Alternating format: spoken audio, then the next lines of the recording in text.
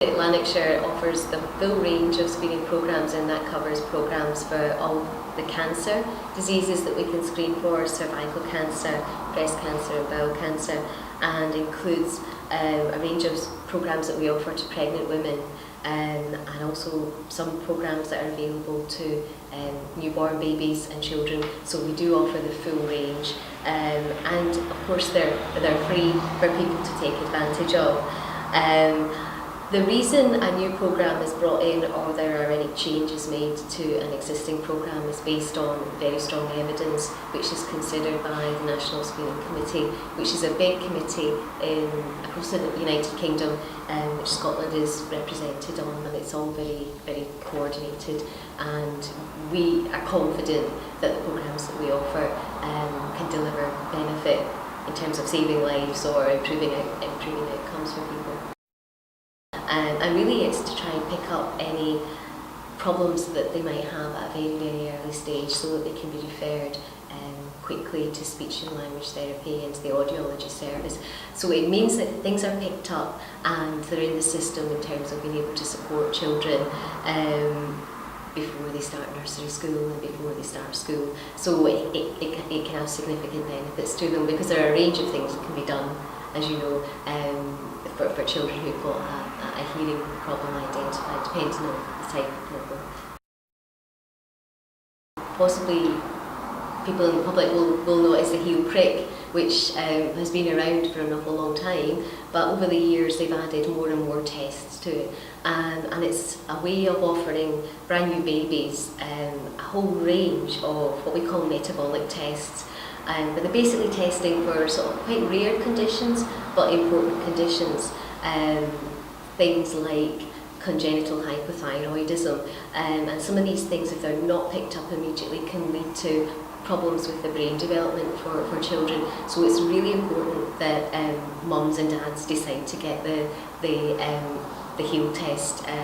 done, so that they can be offered all of these important tests. And then if there are any problems picked up, they're often very easy to sort out, as long as we can identify them at an early stage. It also includes things like cystic fibrosis testing, and every year we do get very high coverage of the heel prick, which is excellent. And every year we do pick up a small number of babies with these important conditions, but it does mean that they can get the treatment at a very early stage, which prevents them from having developing harm or developing a full-blown condition. That's really an opportunity at quite a young age, usually between about 3 and 4, that they get this test, and it's really looking for correctable problems with their vision, things like squint, and other maybe more serious problems, but things that perhaps the parents might not notice themselves. And so we send orthoptists into the nursery setting, where we've got them as a captive audience really, and they test them there for these kind of things, because if these sorts of things like little squints and any other problems with the way that their eye muscles are working, if it's picked up early, they can be they can wear a patch, or they can have other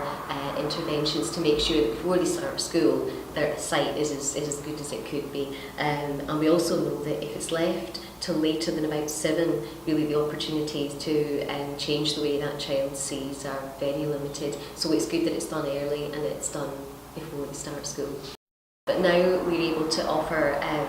Down's screening from about 10-11 weeks. Still the opportunity to be tested later on for someone who present later, but it brings forward the testing, and it means that the family can be prepared, or they can make decisions, which is the lowest uptake. It's around about 59% in Lanarkshire, but I think that just reflects the fact that not everybody wants to have that kind of testing. It's a very personal decision, and some people do want to know, and other people want to know with a view to making decisions. If you compare that with the anomaly testing, which is looking for a whole range of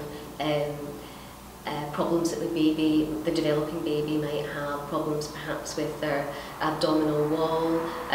so they might have problems with the guts, they might have problems with the heart that can be picked up in these call it anomaly scan, but it's a very detailed scan. I think it's a very high uptake, it's about 100% I think for that, and I think that's because women don't really see that as a screening test. They see that as an opportunity to see their baby at quite an advanced stage, etc. But we would like to sort of make sure that women realise that actually it's nice to be able to see the baby, especially if it's a healthy baby, but remember that